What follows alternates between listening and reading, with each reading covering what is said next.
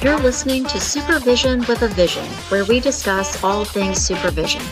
I'm your host, Sarah, professional counselor, marriage and family therapist, play therapist, eating disorder specialist, and cookie lover, with my co-host, Heather, marriage and family therapist, certified Together in Texas counselor, a Texas transplant from California, and outdoor adventurer. Hi, welcome today to Supervision with a Vision. Today, Heather and I are talking about finding new interests. This week, we read 5 mental health benefits of a new interest, published in Psychology Today 2026. Heather, when was the last time you found a new interest? Probably a couple years ago. It was a crafty, fun interest. Mm-hmm. It was blanket weaving, but like no hooks, like crocheting with just using your fingers, like that kind of. Uh-huh. And what sparked that? I actually don't know. I think it was like I wanted something to do that was like, it was winter time, and I was like, oh, we're spending a lot of time inside. I want to figure something out. And then it just kind of, I was like, oh, I like this. Like it. And where has it gone? Now what are you doing? I probably made like 3 or 4 blankets. Mm-hmm. Taught other people how to do it. Okay, yeah. But, so you did branch out. Branched out. Yeah. But that would be it. What about you? I don't know. Last time I had new interest. Maybe like probably also a crafty thing. Okay. But I can't think right now. Feels Right. like it's been a while. Maybe I need a new Maybe interest. you need a new one. Maybe it's time. The first point in our article is that a new interest brings a lot of growth with it. Beyond now having 3 blankets or 4 blankets, do you think it came with other ways that you grew? Specifically with that, I mean, maybe that I would just knew that I could, yes, I would say this, because I could teach myself a new skill that I didn't know that I would just necessarily be able to do it on my own. Mm-hmm. But I can apply this to a different situation where I'd say it would bring more interest, like learning a new way of cooking or like a new cuisine. Yeah. I think that is more of a transition. Yeah. Once you get comfortable doing like one thing, you can kind of branch it up to the next. Well, I mean, you said you started out doing it yourself and then you taught someone. Yeah. So even teaching someone else, and then maybe that they benefited from that or learned, or who'd you teach? I taught my daughter, and I also taught our neighbor. Oh, fun. I mean, just like, you can do this. This is fun. Well, I mean, with each of those people, did it also change your relationship with them, maybe? Oh, sure. Some? Yeah. Yeah, I would definitely think. So then there was, so not just growth because you know how to make this thing now, but other kinds of growth. Right. And funny enough, my friend who doesn't live anywhere near me had also picked up that at a similar time, in the same year, I would say. But we did not know. I had not talked to her about it, and we did not know that that was going on until I sent her a picture of my daughter and I and was like, look what we did. And then she was like, wait, I'm doing that. So it's weird. Oh, how funny. Huh. What about as a counselor or a supervisor, can you think of ways that new interest has brought growth? So not just, I mean, I feel like in some ways we do the same thing over and over, but what's a new interest that you found within counseling or supervision? I think going all the way back, even becoming a supervisor brings that new growth, like deciding that decision path, learning kind of the behind the scenes stuff for supervision. But I think I try to stay up with like continuing education things that happen that like, I try to always pick ones. There are some that are required. Those are kind of boring to me, but I always try to pick up things that I'm like, oh, tell me about that theory more, or tell me about like, that sounds interesting. Tell me about, a lot of popular things right now are trauma-based, interventions. So, okay, tell me about how that works. Tell me about, and those things can branch off into things with meeting new people that enjoy it or don't enjoy it if you go to a conference with somebody, but also what you'll then bring back to supervision. When you start something, do you, maybe blankets or maybe supervision, do you think you have a lot of apprehension or hesitation? I don't think so.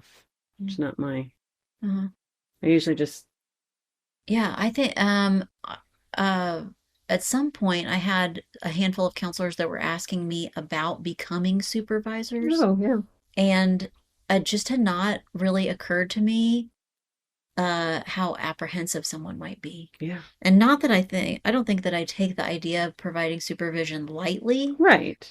But they were, I would compare it to a new counseling student who's not ever worked with a client before. They're really And apprehensive. how nervous Right. you feel when you think, oh, I've never had a client before. Right. What's it going to be like? And how intimidating that for some people feels. But I don't think I felt that way when I had a new client either.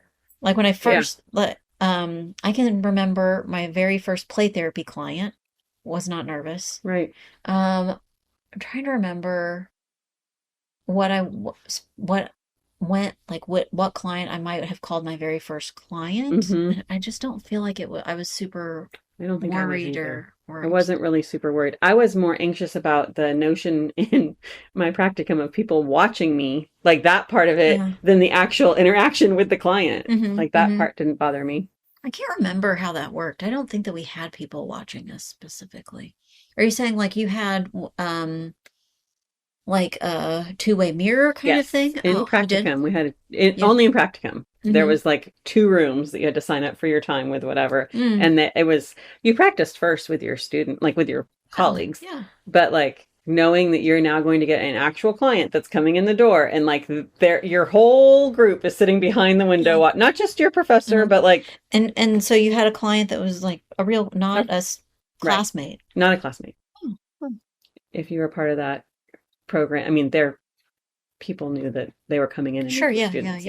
I don't think I had either one of those, but I still don't remember ever being that.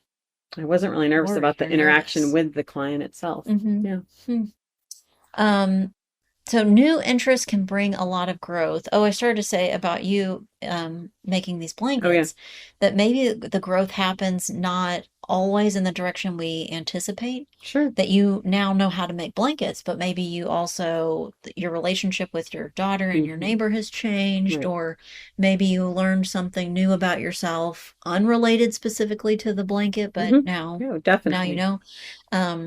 I think that can happen in counseling and supervision too. You said that a new interest might be becoming a supervisor. Do you think that you learned more about yourself as a counselor or just about yourself in general when you became a supervisor?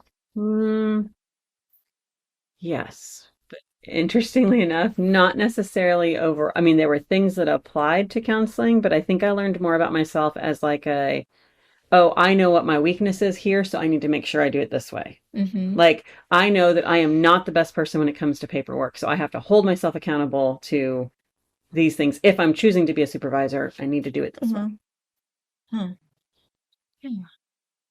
I think still working with new supervisees or newer counselors, I think I learn looking at it through their eyes, their perspective. Right. And it's changed a lot. Recently, I was talking to new counselors, younger counselors, and we were talking about the idea of self-care. And I was trying to get, everybody talks about self-care in school. So I was trying to help them think about self-care in a new and different way. And I proposed the idea that self-care is an issue of social justice. Okay. And that self-care is not an issue of social justice. And we talked both sides. Both sides of it, sure. And that conversation brought a lot of new ideas that I thought, I'd kind of thought about that before, but the way that this person said it is slightly different. Okay.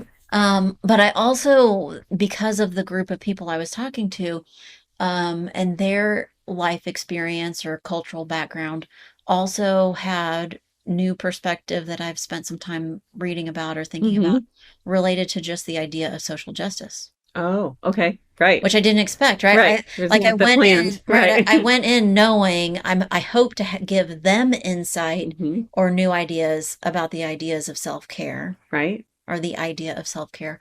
And what I walked away from was that I gained new ideas about self-care, but also that I gained some new ideas about social justice too. Which was not your intent. That's great. Yeah. Okay, the second point in our article is that being a beginner is important. We get to know a different part of ourselves. Oh, we kind of were just talking about that. Right. That as a new supervisor, maybe we've already been a counselor for a long time. We understand the idea of supervision, but sitting in a different role, Right. we might learn a different part of ourselves. So, other than maybe learning a new craft, when was the last time you felt like a beginner? It's probably it. I'm gonna have a hard time putting my finger on that one. I mean, maybe I think there was a lot to launching private practice. Mm-hmm. And I think that felt very, when that was happening, I felt like that was a long time ago. Yeah. I think I like feeling like a beginner. Like the newness of it. I think so. Okay. I think I like learning, starting at the beginning or learning something new. And I think I also, maybe this sounds funny, but I think this is what I mean. I like not being the expert. Oh yeah. I can definitely, yeah, that is a great feeling. I mean, sometimes it's nice to know what you're Right. doing or to feel like Right. you're an expert at something, but I think I like not being the expert. I mean, I enjoy learning Mm-hmm. and things counseling relating are fine. I mean, that's a good thing to contribute to being a counselor, but I necessarily wouldn't, I guess maybe putting into practice of what you've learned is when you I'm thinking I took a cooking class. It's been a while now. But out of the group, um, so there were a handful of students in the cooking class. I felt like I was solidly in the middle. Yeah. That I knew what they were talking about ish and had some skills with cooking, but that as we were they had like a menu. Sure. And so each part of what we were making, maybe I would like pick up a new idea or go, "Oh, I didn't know that." Right. Or I've never tried making this before. That I learned some new parts that I Yeah. thought were fun. And it was nice that I'm Right. not the expert in this. I don't Right. know what we're doing, all Right. the steps, and so I'm going to gain something from Sure. having Yeah. watched and listened. Yeah, I like that. So what's the different part of ourselves that we might learn? I think when you expose yourself, so if when you're a beginner and you're taking in that new information, I think the parts that you might learn about you might not necessarily have to do with the content, but like how you go through a struggle or how you Oh, okay. take something. Like so what you're learning about yourself is like an interpersonal part of Right. you? Right. I think that can happen in lots of different ways, but I think it especially happens when you're a beginner at something. Mm-hmm. Okay, the last point in the article is that new interest allows for crossover, a new way of doing things. Sure. My immediate counseling example of this is having been through some training I've gone through the beginner training for EMDR. I've done some training with internal family systems. I have some certificates and so chose not to get either the EMDR certificate or internal family systems, but I really like the concept and the idea. And I think that having gone through the trainings, there is crossover and I can can understand and conceptualize how those ideas are similar to things that I use, are similar to each other, are different, how they might complement each other because they're similar but different. Right. I think it's like bridging the gap. Like what, like you now have this new knowledge and you don't necessarily use it and but you might be able to help a client or refer something out or know in supervision what is happening that can help your supervisee understand what's going on with their client. I think those are great. Whenever I've had supervisees come in that have taken maybe a continuing education class that I'm not interested in, like, oh yeah, like that's not my thing, but like it's interesting to hear what they have to say about it. It's interesting to see like, okay, so that's what they're teaching or that's that's what they're learning. Yeah. I think that's kind of important to keep that like a flexible mindset to it.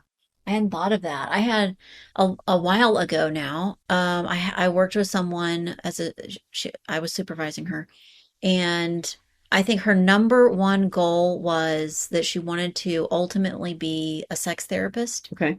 And I was very direct. I am not a sex therapist. Right, you're like, and I don't I don't know much about it, but I can certainly support you finding out about it. Mm-hmm. We can figure out what Right. it involves and what it takes. And she did. She's off and running, and she's a certified sex therapist.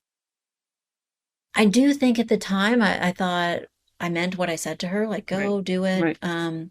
And also thought, not my thing. Right. Not You're like, interested. I don't want to do that. But through knowing her and through understanding the process and some of the trainings, she was like getting just kind of an idea of some of the trainings that she was going to.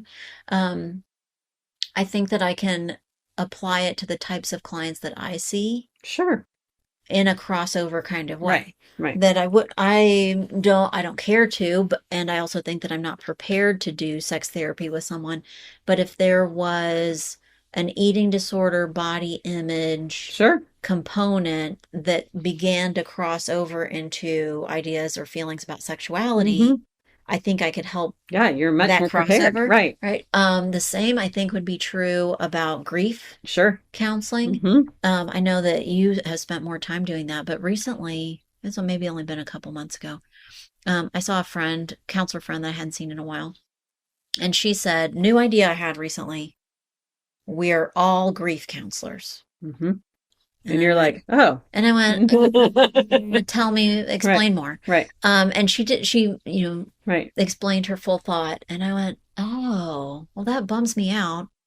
And yes. Right. And yes, that is correct. It does feel, and her understanding or her idea was that in counseling all the time, we're talking about endings, different kinds of endings, and that we have different reactions to whatever the ending is. Like, I mean, earlier today, we were talking about the end of 8th grade. Right. That there's an ending to that in whatever way you think about it or deal with it. And so then we're all always dealing with different forms of loss. Right. So that idea also, I'm going to think about that. And I'm going to think about how that makes me a beginner and is a new idea and maybe crosses over into things that I work with and do all the time. Right. And I think it's important because it goes back to you're allowing your brain to have that like, that's an interesting thought. Let me marinate on that. Let me think about that. But, and probably not so much in the counseling world, but I think a lot of people can have the mindset of like, just reject that. Like, no, that's not what I do. I only work with beginnings. Yeah. I only work with good and happy things. Yeah. Like it's easy. Well, I don't know. You said, maybe just the counselors I've talked to recently, counselors are not always flexible. That's true. I mean, that's very true. And I think it depends on our own emotions or things, or the topic maybe. Right. Maybe we think we're pretty flexible until it comes to fill in the blank, the topic that we feel strongly about or personal about or something. Right. Or experienced with or haven't experienced. I mean, it can be both ways. Yeah. So all of this allows for, that's very constructivist, right? that we're saying people grow through having experiences and that we are all constantly and continually growing. Right. And that we can do this by finding new interests. Sure. Heather and I would love to hear about maybe some of your new interests and the new ideas and growth that have come from them. We would also love to hear your ideas for new episodes. Thanks today for listening to Supervision with a Vision. You've been listening to Supervision with a Vision. Head on over to iTunes to subscribe, rate, and leave a review. Be sure to check us out on Facebook and Instagram at Therapy Academy to join the conversation and get show notes. We'll be back next week with more Supervision with a Vision.